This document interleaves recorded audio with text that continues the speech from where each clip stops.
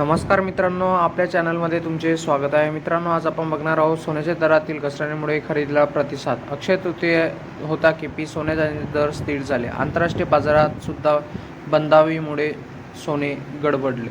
चला तर जाणून घेऊया काय आहे. मित्रांनो, गेल्या 10 दिवसापासून सोन्याच्या दरातील तेजी कायम असून दर उच्च पातळीवर स्थिर आहेत. सध्या सोने प्रति तोळा सुमारे 1,53,000 रुपये, GST अतिरिक्त चांदी प्रति किलो 2,52,000 रुपयावर आहे. रविवारी म्हणजे अक्षय तृतीयेच्या मुहूर्तावर हे दर बहुतांश स्थिर राहतील असा अंदाज तज्ज्ञांच्या व्यक्त केला जात होता. बट ते दर आता स्थिर राहिलेले नाही, कारण सोन्या चांदीच्या तज्ज्ञांच्या मते सोने चांदी आता घेणाऱ्यांना मोठा फटका बसू शकतो. त्याचप्रमाणे लग्नसराईचा काळ सुरू होत असल्याने सोन्या चांदीमध्ये मोठे उलाढाल दिसून येत आहे. कारण सोन्या चांदीचे बाजारभाव आता अक्षय तृतीयेच्या दिवशीपासून सोन्या चांदीचे दर स्थिर असून दसऱ्याकडे ग्राहकांच्या खरेदीचा उत्साह वाढला आहे. त्यामुळे सोने अजून वाढतील अशी मागणी होत आहे.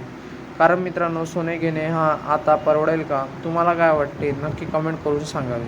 मित्रांनो, सोने घेणे आता या काळामध्ये चांदीचा पण दर वेगाने वाढत आहे. त्याचप्रमाणे सोने पण घेणे आता अवघड झालेले आहे. तरी लोकांनी सोने घेणे आता थांबावे, जेणेकरून लग्नसराईचा काळ झाल्यानंतर सोन्या चांदीमध्ये गुंतवणूक करावी अशी मागणी वर्तवण्यात येत आहे.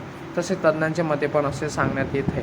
कारण लग्नसराईच्या काळामुळे सोन्या चांदीमध्ये मोठी वेगवान आणि जलद प्रतिसाद मिळू शकतो आणि त्याच्यामुळे दर वाढण्याची शक्यता वर्तवण्यात येत आहे. त्यामुळे तुम्ही सोने आता खरेदी केलास तर तुम्हाला जास्त पैसे मोजावे लागतील. मित्रांनो, तुम्हाला आपला व्हिडिओ आवडला असेल आणि तुम्हाला असे नवनवीन व्हिडिओ बघण्यासाठी तुम्ही आपल्या चॅनलला लाईक, शेअर अँड सबस्क्राईब करा, जेणेकरून तुम्हाला असे नवनवीन व्हिडिओ आपल्या चॅनलतर्फे मिळतील. आणि तुम्हाला अशाच नवीन अपडेटची माहितीसाठी आपल्या चॅनलला नक्की सबस्क्राईब करून ठेवा. धन्यवाद.